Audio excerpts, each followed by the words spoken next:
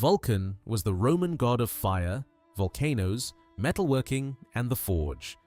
He was the Roman counterpart of the Greek god Hephaestus and was often shown with a blacksmith's hammer. Unlike some gods who represented beauty or order, Vulcan represented the dangerous but useful power of fire. Fire could destroy homes, crops, and cities, but it could also help humans create tools, weapons, armor, and works of art. Vulcan was one of the oldest gods in Roman religion.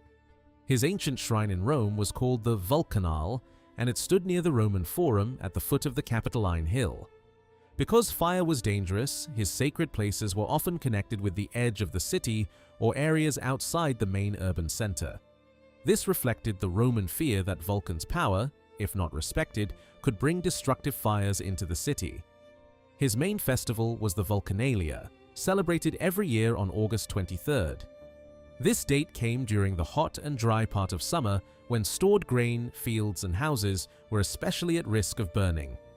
During the festival, Romans lit bonfires in Vulcan's honor and offered small animals or fish into the flames. These offerings were meant to satisfy the god and ask him to turn harmful fire away from people, crops, and buildings. Vulcan was not only feared as a god of destructive fire, he was also respected as the divine master of useful fire. Through metalworking, fire became a creative force. In myths influenced by Greek stories, Vulcan became the blacksmith of the gods. He made weapons, armor, jewelry, thrones, and many powerful objects for gods and heroes. He was also imagined as working beneath Mount Etna in Sicily, where the smoke and eruptions of the volcano were explained as signs of his forge. Like Hephaestus, Vulcan was often described as physically imperfect but extremely skilled. Some myths say he was thrown from heaven and injured, which left him lame. Later, he became a brilliant craftsman. In one famous story, he trapped Juno in a magical golden chair after she rejected him. Jupiter then promised him Venus as a wife if he released her. This story shows Vulcan as clever, patient, and capable of using skill instead of brute strength.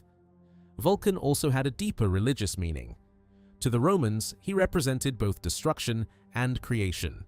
Fire could burn, punish, and terrify, but it could also purify, protect, and produce civilization. His connection with the forge made him important to blacksmiths, craftsmen, bakers, cooks, and anyone who worked with heat or ovens. In this way, Vulcan stood behind many practical parts of daily life. He was also connected with fertility and hidden creative power. Some Roman legends linked him with the birth of important figures where fire or sparks played a magical role. This shows that fire was not seen only as a weapon or danger, but also as a force that could generate life, kingship, and power. In simple terms, Vulcan was the god of fire in all its forms: the flame that destroys, the heat that creates, the volcano that terrifies, and the forge that builds. He was dangerous, useful, ancient, and deeply respected. For the Romans, honoring Vulcan meant respecting one of nature's strongest forces before it became uncontrollable.